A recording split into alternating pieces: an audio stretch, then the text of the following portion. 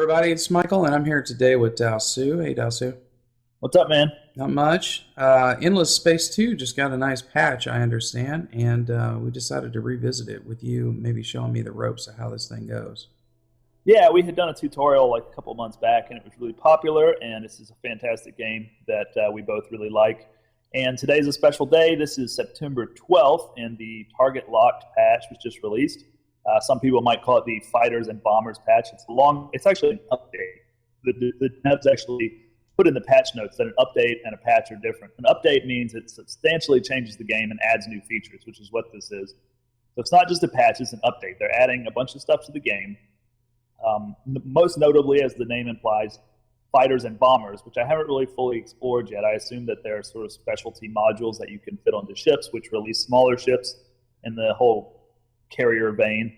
And some other things here, I'm just like looking over the patch notes. There's new heroes. There's better explosions, according to the patch notes. So, That's awesome. Yeah, Michael Bay action in there. And just a whole ton of like balances, mainly. There were some things in the game that were, you could even say possibly broken. Like trading routes were super OP. You could get, 10,000 credits per turn by the end of the game, and where you could buy anything you wanted, and it was just a little overpowered. So some of that stuff's been toned down. Some of the work was done to the custom races, because people were creating these massively overpowered custom races, apparently. So a lot of balancing, a lot of polishing, a lot of fixing, and the addition of some new things, which I haven't fully explored yet. And so we're going to be jumping in to a tutorial here. It's going to be framed like a tutorial, right? Yeah. Well, because I don't know all that much about it. I played a little bit as the Empire, but not ever as any other race. So what race are we going to play? And are we going to do quick start or beginner, or are we just going to hit new game here? Definitely do new game. Okay. And then I think for this playthrough, we want to play as the Sophons.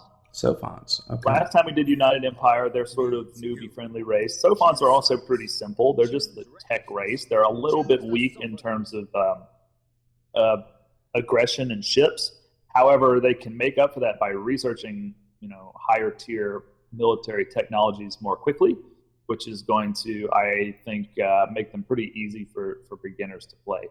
Awesome. So, yeah, why don't you start as the Sophons? If you want to read their traits there, they get huge bonuses for techs that other people have discovered. Okay, that's what omniscience means. It means if someone else has researched it, it's easier for us to get it. Exactly. And they should show you the actual numbers for that once you get into the game. But, also their citizens do a little more research per person, and even more so if there's an anomaly on your planet. Pathfinder is a really handy trait, allows you to see sort of what's around you before scouting it. And then they also travel faster. Their infantry sucks, which is feeble warriors. So they're sort of not super complicated, like maybe the Voidiani are, or the Unfallen, or even the Horatio are kind of a little more complicated in their game mechanics. But Sophons are pretty straight up 4X, heavy on the research kind of guys. And as you can see, they're also like some kind of Steve Jobs nightmare over there. I was going to say they look like they were made by Honda. They look like those Honda robots. All right, so we're going to go with these guys. Jump in, and there's some other settings here. I think game difficulty normal's fine. We're not really trying to. I don't know if we'll play a whole game or not. I think we probably will, huh? Why don't you? Yeah, we should do. Why don't you crank it up one notch from normal? One notch. Yeah, that's going to be hard. I think that's even probably going to be too easy for us. But I want to focus on talking about mechanics and sort of introducing you to the game in a nice beginner-friendly sort of way. However, we will be touching on some more complicated game mechanics. This game is super, super, super detailed. It's one of the things I really, really like about it. They've paid so much attention to the details, and you can play the game as just a sort of broad strokes 4X shoot 'em up game, or you can really burrow into the details and try to min-max things. So we'll be doing a little bit of both in this playthrough. So. Awesome. Are we going to leave with 8 competitors? And leave 8 competitors. Do we want to change these guys? Should be fine. We can have other Sophons. That's fine. There is some things that I want to change, though, in the little plus menu there. If you go to gameplay, and then there's a down, there's a plus. Yeah, so advanced settings. I usually play with score victory off and economic victory off. I don't know about economic victory. I don't know if they've changed it or not, but typically what happens is you'll have another race all the way on the other side of the galaxy, And by like turn 100, they'll have so much money because the AI cheats. They'll have so much money that you just lose instantly, and you can't even get over to them in time. So I usually turn that off. I don't know if they fixed that in this patch. There's been so much balancing going on that they've probably fixed it. But let's just turn it off. It's not that fun anyway. All right. Economic victory is just get a bunch of money, so it's not really interesting or useful. Everything else, probably fine. What about pirates? That's off. Pirates can be on, I think. We disabled them for our last game, didn't we? Yeah, I think we did. They've softened them a bit, and they're sort of necessary part of the game now. So just to slow movement and stuff and make it a little more interesting. So glad you caught that. Cool. And then there's another plus over there that we might want to look at. On the Galaxy? Yeah. Okay. Let's see. Actually, there's nothing I want to change in there. If you go back, there's Galaxy shape, which is random, and that's fine. You could choose a galaxy or you could just leave. I think random's probably the most interesting. Some of them are a little bit weird. Yeah. I always get stuck. When I do random, I always puts me on twin elliptical, which is like two separate galaxies with a little narrow channel in between them, which is still kind of interesting and cool. So just leave it at random. That's fine. Okay. So should we get started? Yep. They have always been first, the Sophons. First to split atoms, mine asteroids, and capture the energy of the sun. First, too, to crash their test rockets, trigger artificial earthquakes, and accidentally blow up their moon.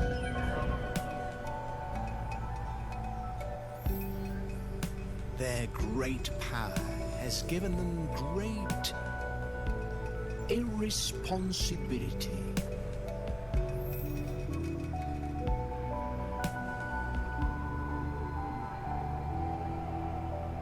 But through it, now, they're the first to create perfection. Me.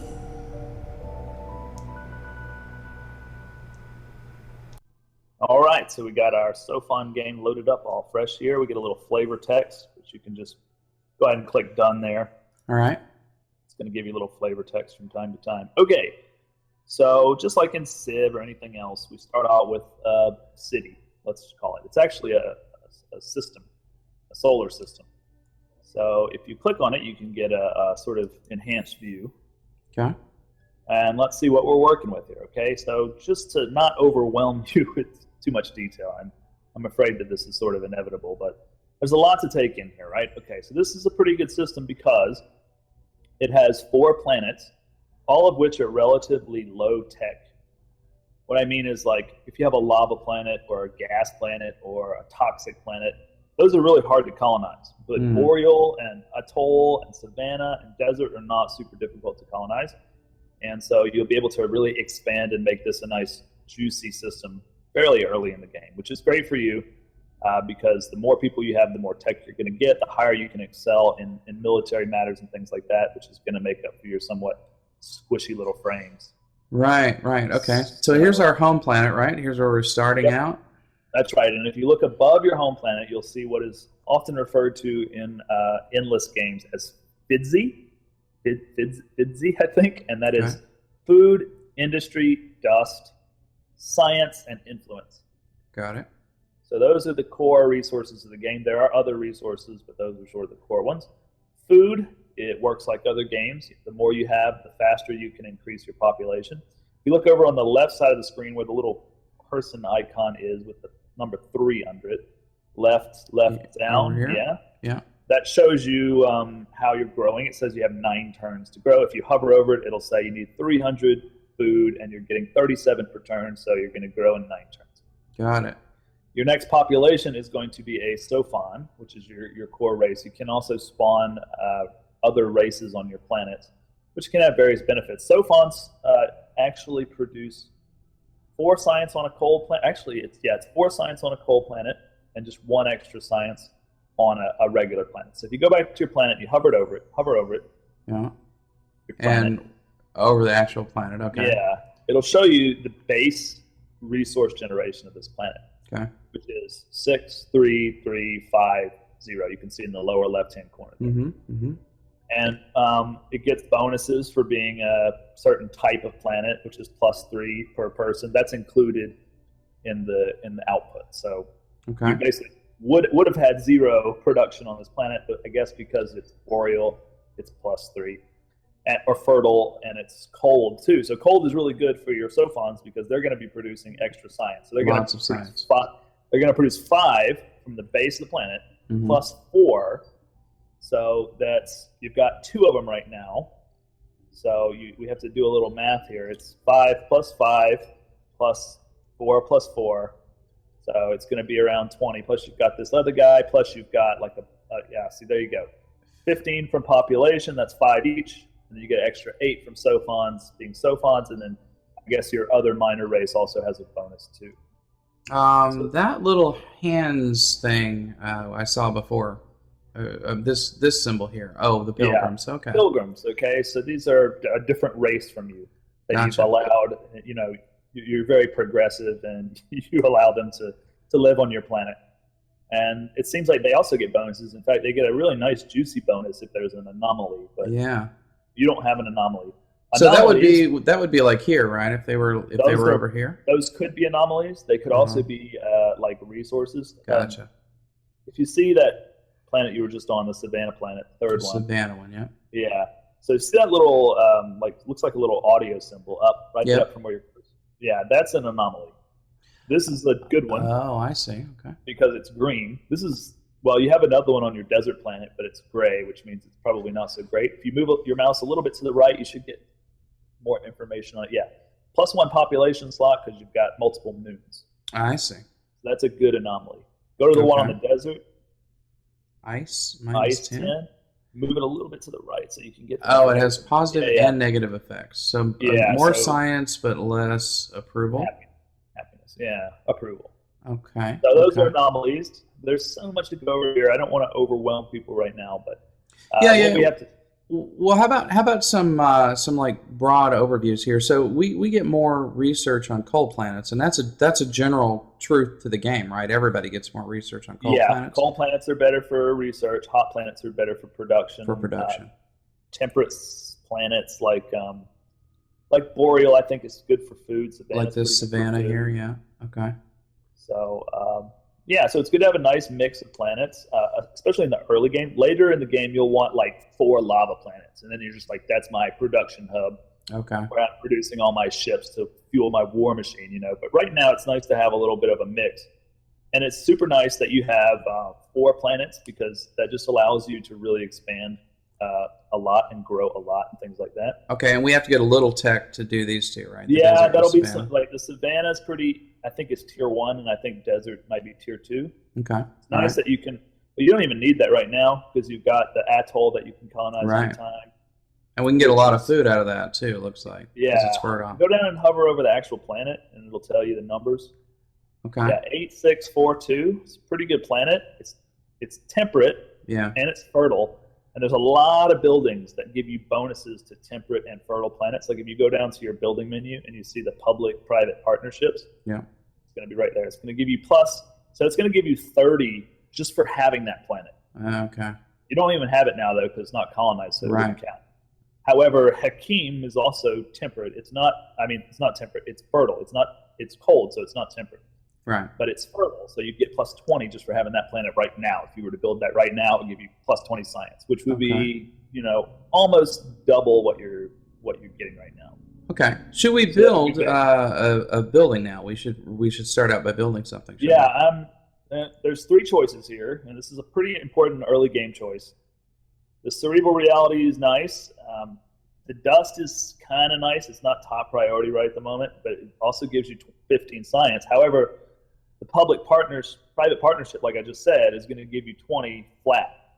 The drone networks is good because our production is a little bit low. You can see our whole production is 34. That's going to make it kind of hard to get started building things. Okay. And also, I see that we're not growing for another 9 turns where we are right now.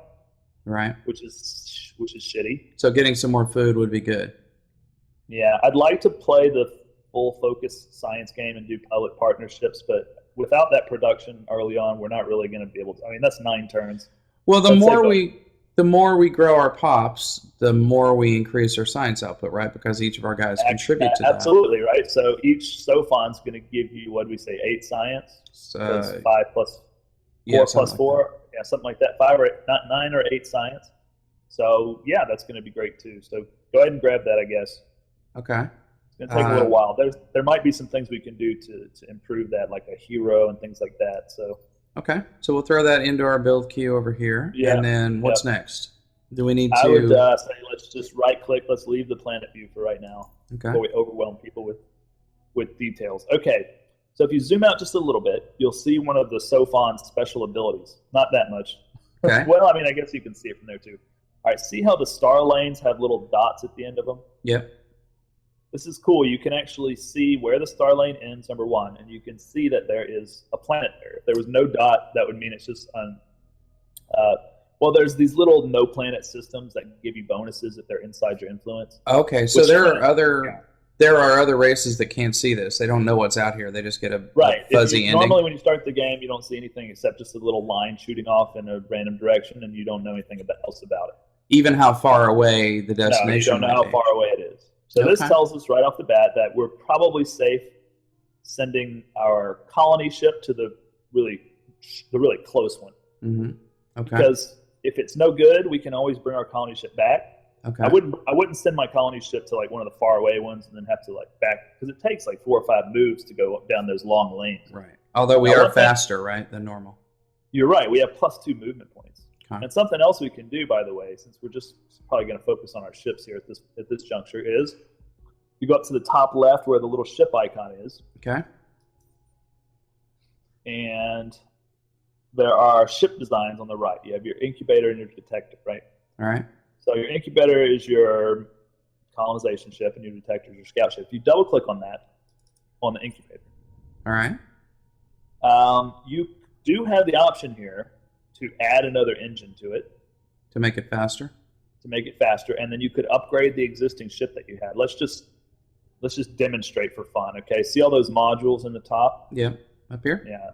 Yep. The one with the little arrow is going to be an engine. Right. And it can fit into a little square module. So like we could put it here? Yeah, right on the tip. And that'll make you go faster. And it also says on the left, upgrade 60 gold. So that means if you spend 60 gold, your existing ship can be upgraded to pretty much twice as fast. The thing has 10 moves. Okay. And our construction costs went from 120 to 150? Yeah. Yeah, it does cost more to construct, but you can just upgrade the existing ship you have if you want. Gotcha. Now, I might consider doing that on the scout, either instead, or because the scout's probably going to need to go down those long star lanes, whereas the colonizer probably won't right off the bat. Right. So maybe we should do that on the scout here. That's what I'm thinking. But by the looks of it, it actually doesn't have a rune. It doesn't have a rune. That's the probe. You need the probe. Right. Why don't you take that weapon off? Okay. And just see what it is. Take that off. Yep. Yeah, okay. See how it's a little sword? That means only weapon modules can go there. Okay. So I would put that back, or even just cancel the design. Oh, okay. Yeah, we can just cancel it. I was going to ask. I didn't remember which item I took off. So that's fine. I mean, it's up to you whether you want to add the speedy thing to the incubator. It's already pretty fast with 6 turns, 6 moves. So let's save the money for something else. Okay.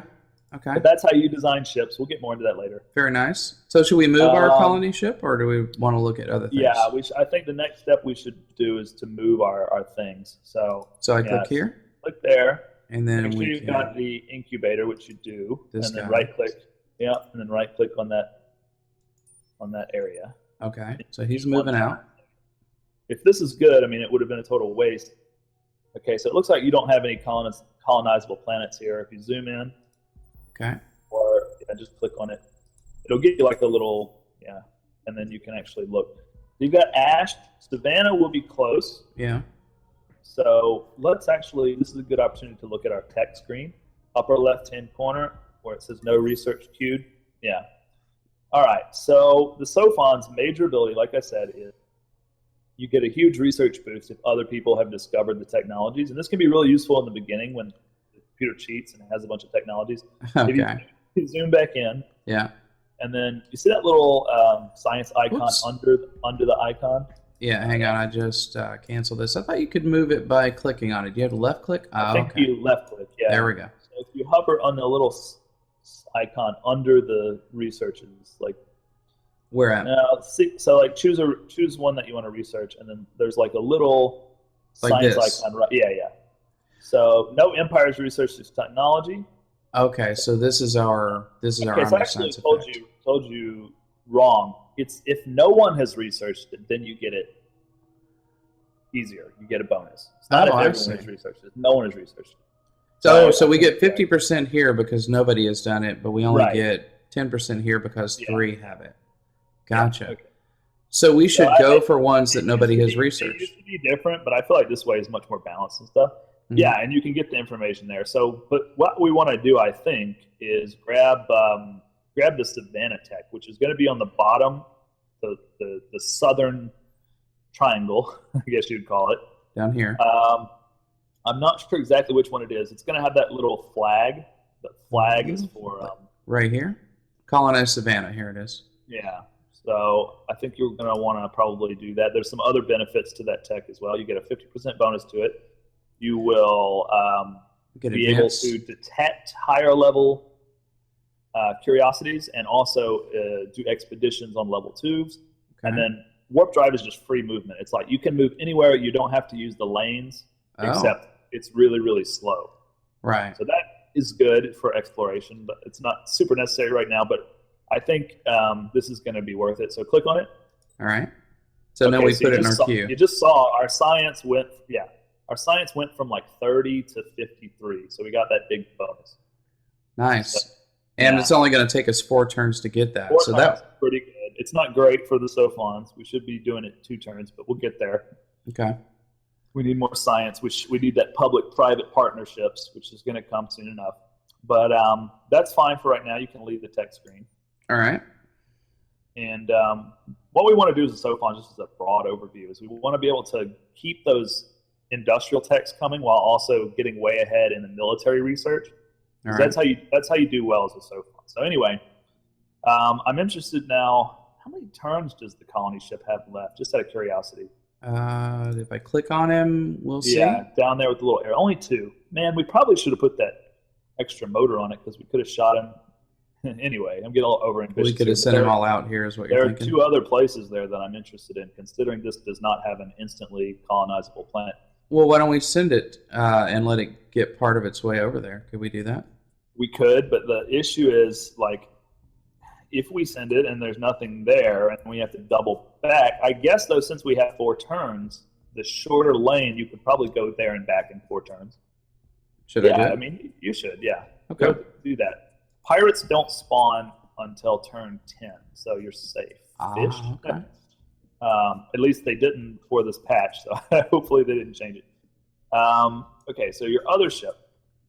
What I would do is, first of all, we have to make another decision here. So click on your planet again. All right, so you have some undiscovered anomalies, right? And you might even have more that are coming with this new technology. Okay.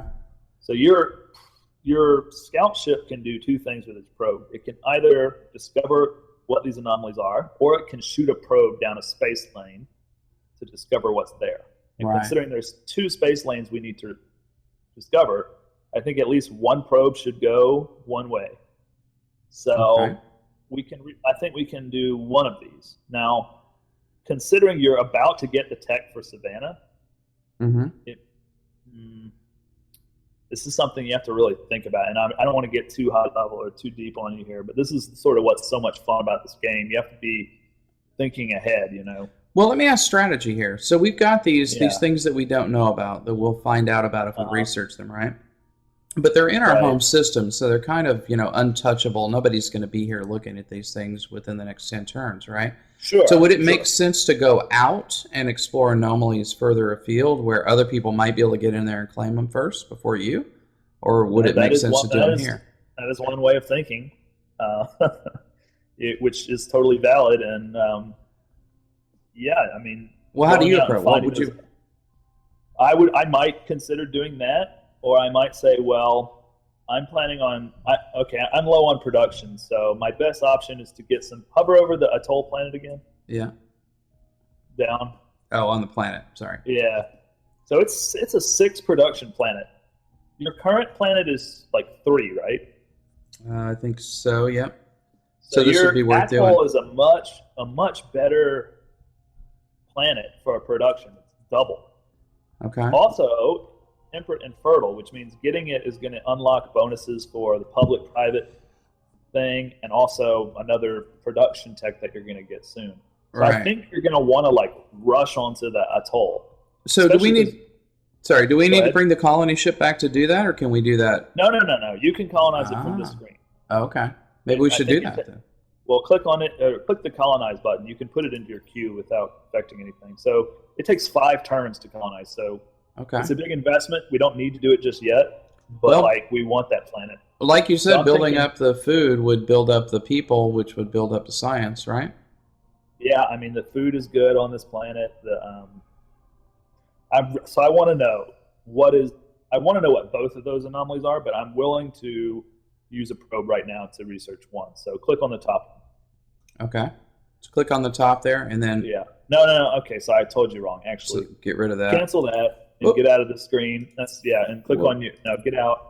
I just had and to get use rid of that your- out of there. Okay, and use your scout. Yeah, you have So to we do it click this on way. him, Yeah, and upper then- left hand. Yeah, over the left. left, all the way up here. Nope, down back. You were in the right place. all right. It's got a question mark box. Yeah, okay.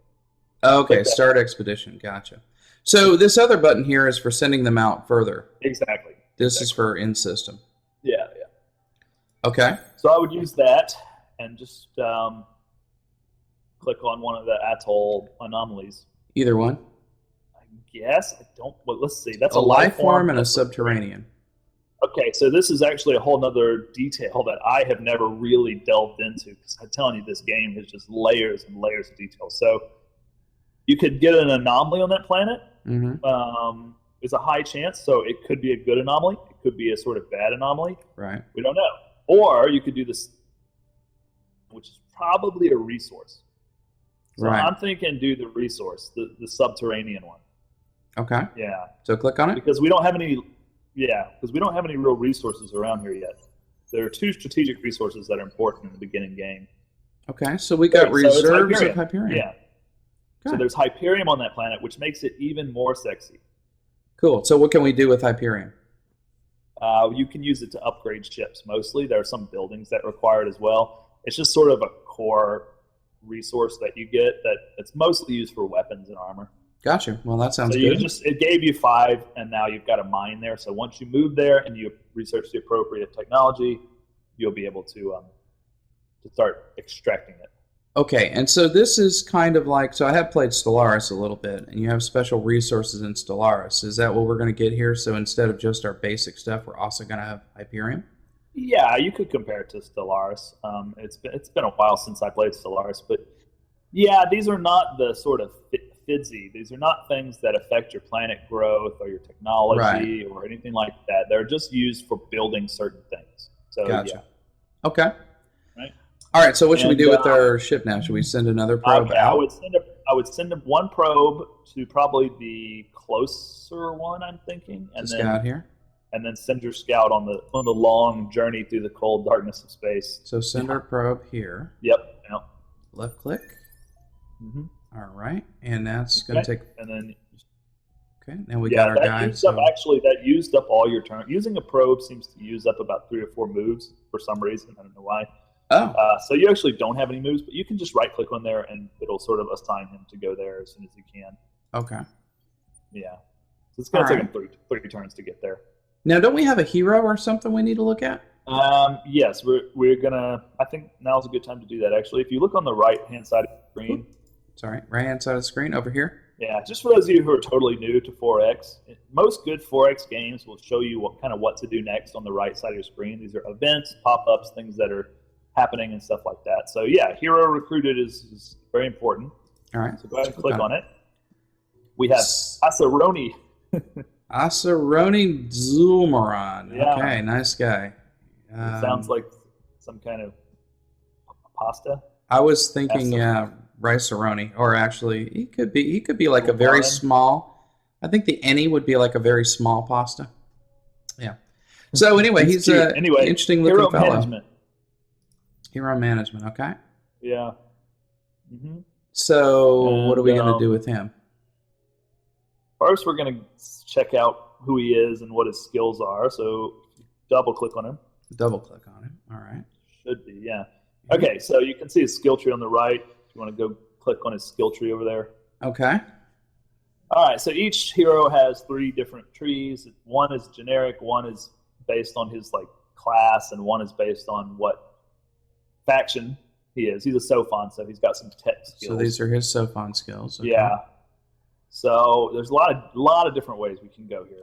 So get a bonus on vision range with this one, and in this one we get a +10 science on a system. So if we took this and made him a governor, then he would help our system get more science.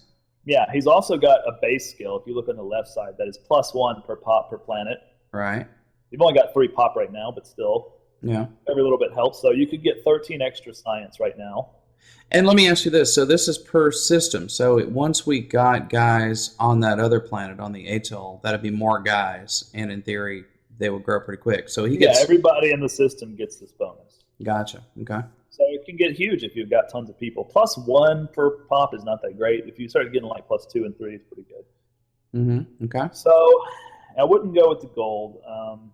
This one is a generic skill that I often open with because but right now you only have 3 people. It's not as huge as the science. So, but it does bolster an area where we're weak, right? I mean, we're doing pretty good on science. We have 36 production, and this is only going to give us 3 extra production. So true. Okay. I don't think it's worth doing right now. It is something we will want to pick up eventually, though.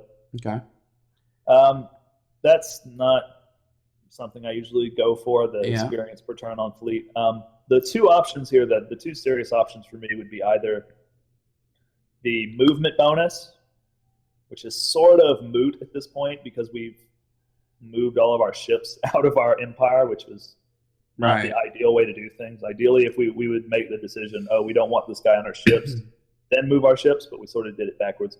Okay. But this could give him extra movement, extra range, which is really useful in early exploration. And we could still take him off a planet later and put him on a ship. True. But we probably don't want to open with that, so process of elimination, I think we want the science. So go for the +10 per system? Yeah. We're doing 50 science right now, so this is a pretty big boost. Yeah. Okay, so how do I get this? Double click on it? Just click it. Yeah. I did. I don't feel like I did anything. So this whole conversation is also moot because he's got no skill points. Oh, okay. Oh, right. I see. Available skill point 0. So we can't really do anything with him right now. He will level up fast if we just go ahead and stick him on the planet, though. So get out of that. And how do we add him to the planet? Can we have to go back? Yeah, you close this or go to Hero Overview. All right. And back up again, I guess. Back up one more time. And then assign to fleet, assign to system. There we go. And so that's our only system, so we can confirm it. All right. He's on there. He's giving you +3 science right now. A whopping +3 science. Okay. And we're almost ready to end the first turn. The one last thing I'd like to look at, though, is the laws. I was going to ask you, do we need to look at anything? This is the laws, right? Yep, those are the laws. And right now we are a democracy, which is actually really good. Democracy is one of the stronger systems of government, I guess is the proper terminology. And I find it interesting that our other main faction is religious in a very scientific group. You'd expect industrialists or something. Our Sophons are at each other's throat on Reddit right now. Yeah, probably. Just like us. Yep. So you get 3 law spaces, which is amazing. Okay. And you get happiness per people, and So should we set political party representation to 3? Yeah, you can have 3 people in the Senate. Okay, so we're basically in the best possible system as far as I know. But you can click on pass law. We'll first see what law you have now. Let's see. So this is what we have. That's what we have available. So let's see what we have. We have Oracle of Science. Yep. Technologies from the next tier are already open to you. I see. Okay. I was wondering why the research screen looked a little different than I was used to. It's because there's an extra tier open. Options. Gotcha. Like normally, we already researched some stuff. We already started with some some techs in the lower column, which is why you were able to grab that Savannah. But if those techs hadn't been researched or hadn't been started with, then you'd have had to research them first. But with this law, you wouldn't have had to. So you just automatically bump up to the next tier. Okay. Now that we do have some options for other things we might want to pass, click on that. All right. The Super Tax Act. Dirty Hands Act? That seems new. Super Tax Act is... Let's see. Dirty Hands Act is -20 system improvement manufacturing cost reduced on systems. That's awesome. Definitely do that. It costs 1 influence per person, though. Yeah, so that's going to be 3 influence right now, and you're making 7. Okay. Is it worth doing I don't know. Let's look from the left to the right, because I think they changed some of these things, it looks like. Okay. Super Tax Act, we get more money per person and lower, but it would lower happiness. your happiness. We didn't look at your happiness, so I'm not sure what it is right now. But do you want to look at it real quick? Yeah, I guess if we're going to make an informed decision here, and we might end up not doing anything just yet, but what you can do is upper left-hand corner, the little wreath, or laurel, or whatever it is. 53%. Yeah, but it'll give you, Empire approval is 53%. They're content. So we don't want to drop it by 20%. We'll be unhappy. We'll get a bunch of negative things happening to us. And that could also have some political effect, right? Like more people could become religious and take over the government or something. Yeah, the way it works is almost everything you do in the game has a political impact. Mm-hmm. And it's really cool the way they implement it, because it's very subtle, and it's basically impossible to try to pay attention to the political impact of every little thing you're doing. But you'll notice suddenly like the militarists have taken over because you killed too many people or whatever, and you're just like, holy shit. But this is is an option. It would lower our happiness only by 6, and it would raise our tech by another 9. Okay. So choice for boys. I probably wouldn't do it right now. This is if we wanted to get extra happiness but less production, which we really don't want. I'm really liking this Dirty Hands. I don't know if this is new or not. I don't know if I've seen this before. If we're getting +1, I mean, if this is going to cost us 3 influence a turn, we're generating 7. We're kind of okay. We're okay. It's gonna. The thing is early game. You need your influence for influencing minor races. We haven't met any yet. Yeah. So it's this would build up our ability to add stuff to the system, right? Because it would make a huge difference for our early build order. So I would say go for it. Okay. What is this one though? Yeah. I don't know. +5 dust on original Empire population. Wow. That's like a border wall, basically, I guess. Huh. Species Stability Act. Yeah, that's make Sophons great again. All right, that does sound like So let's do Dirty Hands Act. I agree. I like on that board one. with it. Yeah. Okay, so have I done it, or do I have to click pass? You got to click pass. Yeah. Gotcha. Okay, so now we've got it. So you can get out of the screen now, and I think we're about ready to end our turn, and we are at about 40 minutes by my time. We can keep going to an hour, or we can break it up however you want. I think we're actually probably out of time. So why don't we end the turn in the next video and see what we get to. Sounds good. I hope you guys are enjoying it, and I'm not overwhelming you with stuff. But 40 minutes for turn number 1. If you're new to the game, it does take a little bit of learning. So I hope this video has helped. The next few turns will be a little easier, right? Because we'll kind of be Things dealing with one aspect. Happening, man. When we get back to Endless Space Part 2, it's going to be a lot more action packed. So bring your popcorn. Awesome. Well, thanks, Celsia, for your expertise. We'll see you next episode. See ya.